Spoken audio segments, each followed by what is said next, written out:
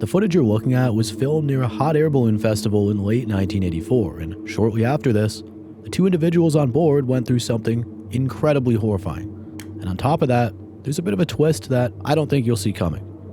In this video, I'm going to be discussing a series of disturbing things from around the world, all of which I can confidently say you've probably never heard of. So, I'll tell you everything, but as usual, let's get into the backstories first.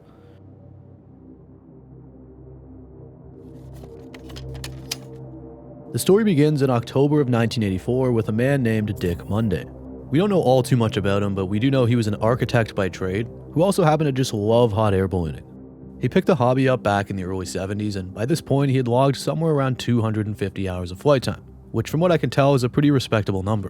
By 1984, he had years of experience in reading wind patterns and knowing when conditions were right, so he grew pretty confident. And every October, he'd make the trip to the Albuquerque International Balloon Fiesta, which I've discussed before, but is basically the Super Bowl of hot air ballooning. Over a period of 9 days, more than 800 balloons launch into the New Mexico sky, and pilots come from all over the world to be a part of this. And during this particular year, organizers asked Dick if he'd be willing to take a reporter up for a ride in his balloon. So he agreed, his crew started prepping the aircraft, and up to this point, everything seemed completely normal. However, the balloon he flew, Rosie Baby, was about to have a very bad day on this October morning. And it's pretty safe to say that this reporter had picked the absolute worst ride to go along on. Now, if you're not familiar with hot air ballooning, I'm just going to simplify things. You're basically at the mercy of whatever the wind decides to do. You can go up by heating the air inside the envelope, and you can come down by letting it cool. But horizontal steering really isn't a thing. Experienced pilots can achieve some directional control by adjusting altitude, of course, but you basically float wherever the atmosphere takes you, and hope you can find a decent place to land when it's time to come down. By the time these two took off though, winds were sitting at around 8 miles per hour. It's not crazy, but it is strong enough to make conditions unpredictable. And so just beforehand, festival officials noticed and put out a discretionary warning, basically telling the pilots to use their own judgment about whether or not to fly. Dick Monday assessed the situation, weighed it against his experience, and decided conditions were manageable. So, Rosie Baby lifted off, and for the first 10 minutes or so, everything felt fine. But then the wind started to pick up more, and Dick could see other balloons around him struggling to maintain control, drifting faster than their pilots wanted, and he realized that he was now heading towards the Albuquerque airport at a speed that made him quite uncomfortable. He decided that he needed to get down, and he needed to do so quickly. So he spotted what looked like a small clearing below him at some point. It wasn't a lot of space, but he felt confident that he could bring the balloon to a stop within that available distance. What he couldn't see from up there, and you can probably gather this from the thumbnail, was that there were power lines running directly across his approach. From his view, they blended into the landscape so completely that he had absolutely no idea they existed until he was maybe 30 or 40 feet away. At that distance and traveling at that speed, he had about 4 or 5 seconds before impact, and there was zero time to climb over them or drop beneath them. All Dick could do was yell to his passenger to get down in the basket, to stay away from the metal propane tanks, and to hang on. In those final seconds, he managed to shut off the fuel supply, and then Rosie Baby hit the wires. Now, I'm not exactly sure what I can show you guys on here because YouTube's YouTube now, and I'll respect that, but the balloon hung tangled in the lines for about 30 seconds. It turns out that a circuit breaker in the power grid detected the fault and automatically cut electricity to that section of lines. What they wouldn't have known was that this circuit breaker was programmed to send a test charge after 30 seconds to see if the line was clear. And without warning, we watch as the lines go live again, temporarily igniting the entire basket. The electricity found the residual propane still sitting in the fuel hoses and ignited it instantly, and we see this all on camera. It turns out a guy named Al and his wife happened to be filming the festival from his motel balcony, and he was positioned in a spot where he was able to capture this. The flash of the surge and the basket breaking loose and falling to the ground below. In the end, we can see the basket on the ground, still smoking, and the remainder of the balloon up in the wires.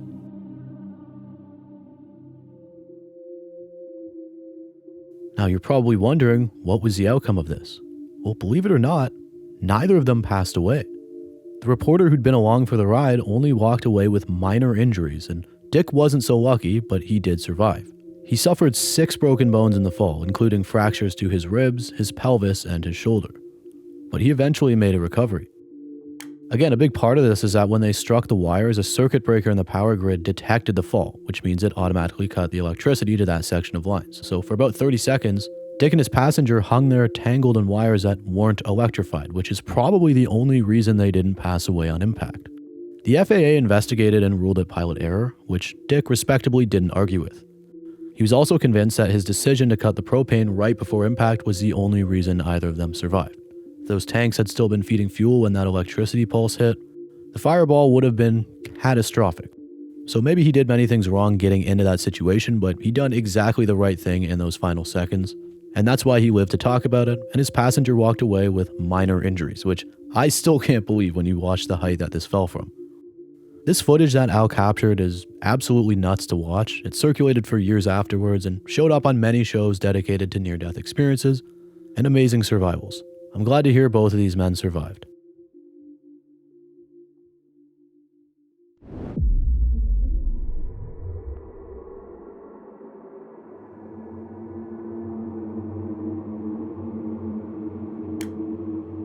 The boy you're looking at is named Jordan Burling.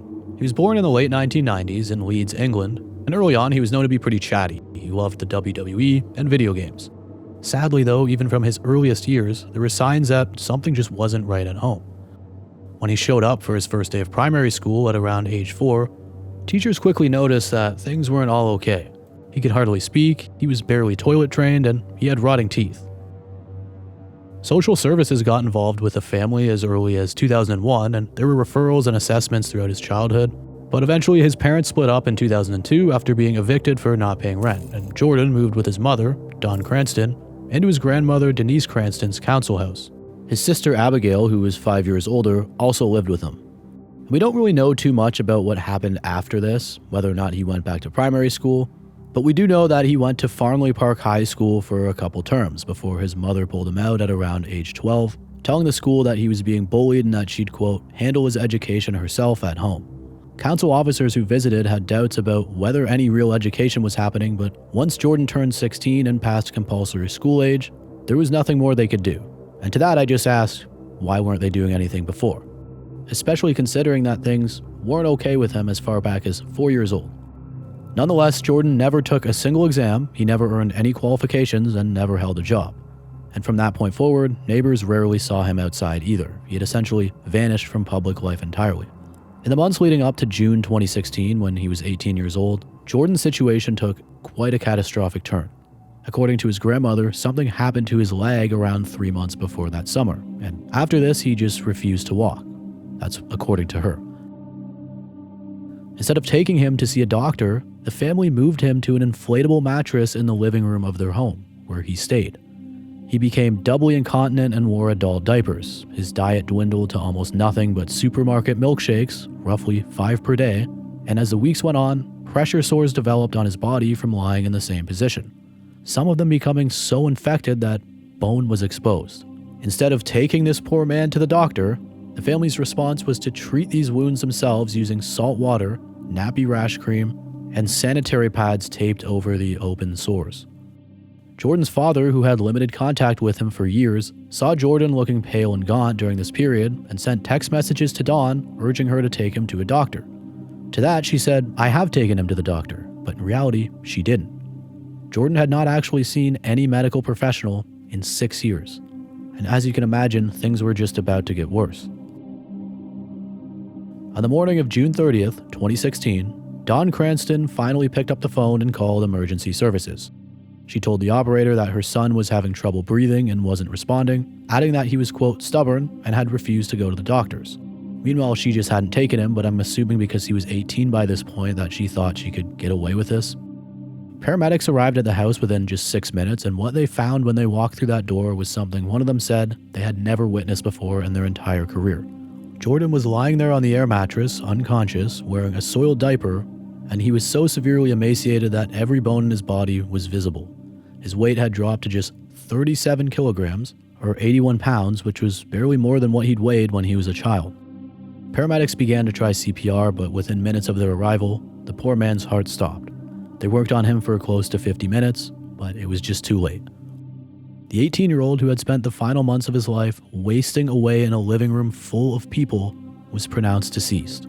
First responders said that during the resuscitation attempts, his grandmother just sat in a chair watching with no visible emotion. His sister seemed frustrated and reportedly just wanted to go back inside to watch television, and his mother stayed in the kitchen. When informed that he had passed away, his mother's first question was not about him. Instead, she asked them how much a funeral cost. The post-mortem examination determined that Jordan had passed away from acute bronchopneumonia brought on by malnutrition, lack of mobility, and of course his infected bed sores. Medical experts who testified at trial said it was the worst case of malnutrition they had seen in decades of practice.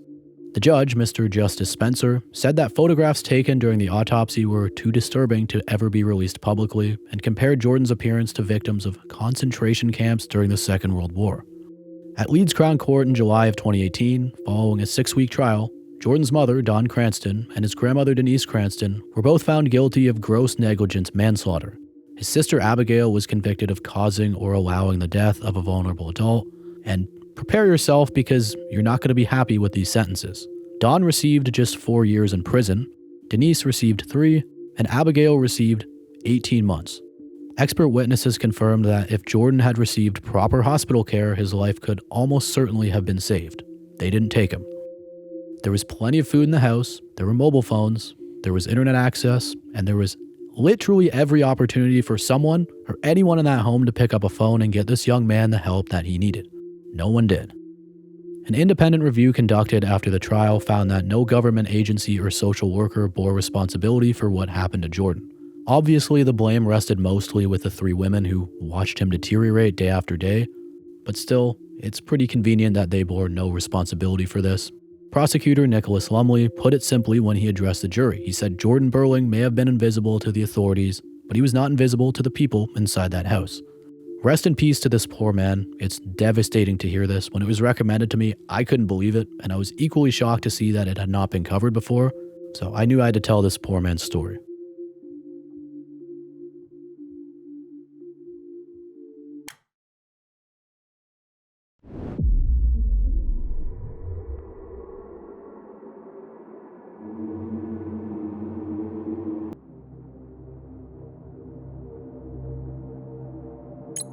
On the morning of Thursday, February 22, 2001, a senior keeper named Alan Cairns arrived at Belfast Zoo to begin his daily rounds on the animals, something he does as part of his job all the time. This zoo, which is still around today, sits on 55 acres along the northeastern slope of Cave Hill, and the facility has been welcoming visitors since all the way back in 1934. So, on this morning, Cairns would make his rounds feeding and caring for these animals, who he loved dearly, and at some point during his trip, he made his way towards a penguin enclosure where there were 60 birds that represented 5 different species. They were all housed in the same area. Now, something I want you guys to understand about these penguins is that every single one of them had been hand-reared by the staff. They were hatched from eggs at the zoo and raised with human contact from the very beginning, so they were familiar with people. And something that's really cute about this is that they developed a routine that Cairns, along with the other keepers, came to expect every single time they went there every morning. As soon as they saw one of these keepers or some sort of familiar face appear at the enclosure door, the entire flock would come waddling over excitedly. For Alan and the other keepers, it was these small things that made the job so worthwhile to them. As I said, he loved them. But on this particular Thursday morning, when Cairns approached the enclosure, something was immediately wrong. He could just tell. There was no excited rush towards the door, he didn't hear any of their calls, and instead the penguins had scattered to different corners of the enclosure, huddled and remaining still, behaving in ways that the keepers had never seen before. Alan Cairns immediately wondered to himself what the hell had happened. Not really knowing what to do, he began by performing a head count, and this confirmed the worst. One penguin was missing. So he and the rest of the staff began searching the enclosure and the areas around it, trying to see where it could have gone or what could have caused such a reaction in them. Horribly, the search didn't take too long, and what they discovered left the entire Belfast Zoo staff devastated. They found a king penguin, the largest of the 5 species at the zoo, inside the lion's enclosure. It was deceased. Obviously, it would not have been able to get there on its own.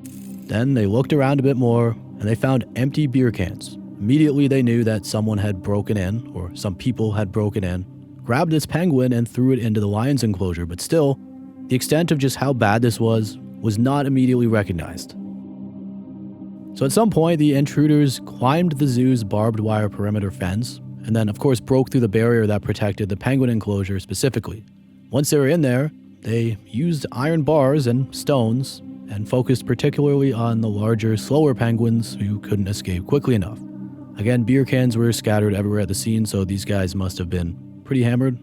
And unfortunately, after they threw this penguin into the water that was inside the lion's enclosure, it must have climbed its way out, but it just didn't survive this ordeal. It is important to note that the lion did not attack the penguin. They believed that the stress was the cause of its passing. Obviously, many other penguins had been pursued as well, but thankfully those ones did survive, although, as I mentioned, they were not as cheery when they saw their fellow humans again. Cairns, still processing what he was seeing, told reporters that his staff was absolutely devastated. These were animals that they had raised from eggs.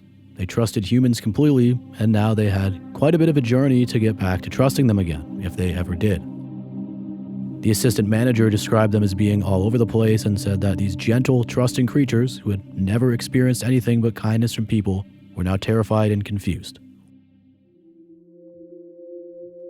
The RUC opened an investigation immediately, and understandably, public outrage over this attack was massive. Pretty quickly, 2 members of the public came forward independently, each of them offering £500 for information leading to a conviction, a £1,000 reward in total. And the worst part is that this wasn't even an isolated incident, because earlier in that same week, other vandals had broken into a vocational training center and did horrible things to a chipmunk while stealing 3 other chipmunks. A spokesperson called these attacks mindless cruelty and made an observation that stuck with many who followed the case. In most countries, he said, when you set up a zoo, you have to think about protecting the public from the animals. But in Northern Ireland, it seemed you have to consider protecting the animals from the public. Belfast Zoo conducted a security review in the aftermath, but despite the physical evidence left behind, the media attention and the financial incentive from members of the public, no arrests were ever publicly reported. No charges were filed, and no one was ever held accountable for what happened on that night. More than 2 decades later, this still appears to remain unsolved. Though a lot of locals do claim to know exactly who this was and said that the guys gloated about it. And wherever they are, I hope their lives aren't good. Alan Cairns, the keeper who discovered the aftermath that February morning, went on to become the zoo's manager and only retired in June of 2025 after 37 years with the zoo. Belfast Zoo continues to operate today and eventually recovered from the incident, but locally the story of what happened to those penguins has never really gone away. Rest in peace to this poor king penguin, and I have no words for how evil humans can be.